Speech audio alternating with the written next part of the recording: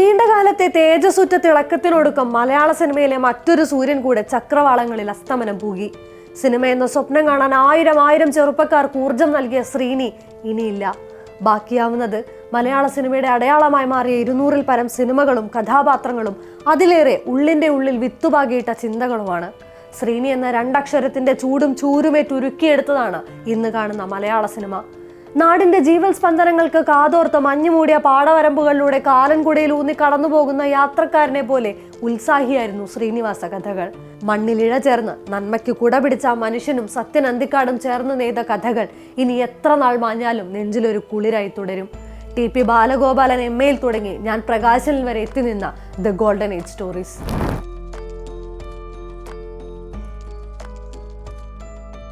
1986-ൽ 3 സിനിമകളാണ് ഇരുവരും ഒന്നിച്ച് ചെയ്തത്. 3-ലും നായകൻ മോഹൻലാൽ.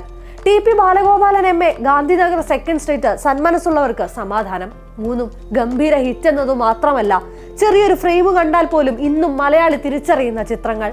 തൊട്ടടുത്ത വർഷം മലയാള സിനിമയിലെ എക്കാലത്തെയും സെലിബ്രേറ്റഡ് ട്രയോളജി നാടോടിക്കാറ്റും പട്ടണപ്രവേശവും അക്കരെ അക്കരെ അക്കരെ പ്രിയദർശനെ ഏൽപ്പിച്ചു. ഇന്നും ദാസനും വിജയനും നമ്മൾ ഓരോരുത്തരും അടുത്തറിയുന്ന, നമ്മുടെ ഒരംശമെങ്കിലും അവശേഷിക്കുന്ന കഥാപാത്രങ്ങളാണ്. എടാ വിജയ എന്ന് വിളിക്ക്, എന്താടാ ദാസ എന്ന് മറുപടി നൽകാൻ ഇപ്പുറം ശ്രീനി ഇല്ലാതാവുന്നോളം വേദന മറ്റൊന്നില്ല. വരവേൽപ്പ്, തലയണമന്ത്രം, സന്ദേശം, മൈഡിയർ മുത്തശ്ശൻ, ഗോളാന്തര വാർത്ത, ഇരട്ടക്കുട്ടികളുടെ അച്ഛൻ, നരേന്ദ്രൻ മകൻ, ജയകാന്തൻ വക, യാത്രക്കാരുടെ ശ്രദ്ധയ്ക്ക് തുടങ്ങി സത്യനൊപ്പം ശ്രീനി ചേർന്നു നെയ്ത സിനിമകൾക്ക് പ്രായത്തിന്റെ പഴക്കമില്ല. അവിടെയെല്ലാം ശ്രീനിവാസൻ ഐക്കോണിക്കായ കഥാപാത്രങ്ങൾ കൂടെ രൂപമായി. ഒരു അഭിമുഖത്തിൽ ഏറ്റവും സുന്ദരനായ നായകനാരാണ് എന്ന ചോദ്യത്തിന് ഉർവശി നൽകുന്ന മറുപടി അത് ശ്രീനിയേട്ടനാണെന്നാണ്. ഏത് ചോക്ലേറ്റ് ഹീറോ ഉണ്ടായിരുന്നപ്പോഴും അവരെക്കാൾ വാല്യൂ ഉണ്ടായിരുന്നു ശ്രീനിവാസന്.